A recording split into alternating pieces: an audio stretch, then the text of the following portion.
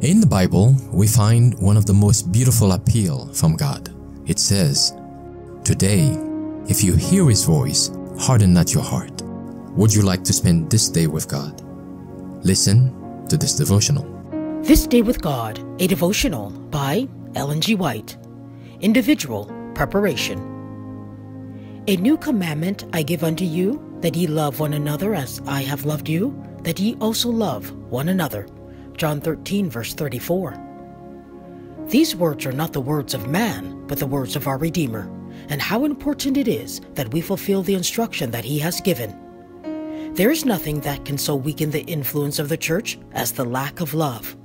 Christ says, "Behold, I send you forth as sheep in the midst of wolves. Be ye therefore wise as serpents and harmless as doves." Matthew 10, verse 16. If we are to meet opposition from our enemies who are represented as wolves, let us be careful that we do not manifest the same spirit among ourselves.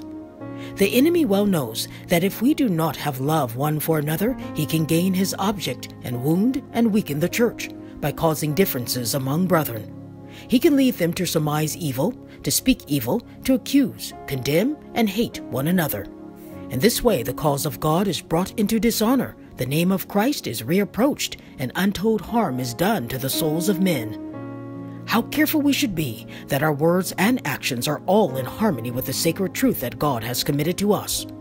The people of the world are looking to us to see what our faith is doing for our characters and lives. They are watching to see if it is having a sanctifying effect on our hearts, if we are becoming changed into the likeness of Christ.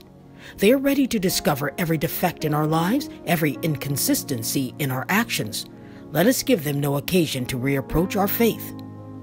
It is not the opposition of the world that will most endanger us. It is the evil cherished right in our midst that works our most grievous disaster.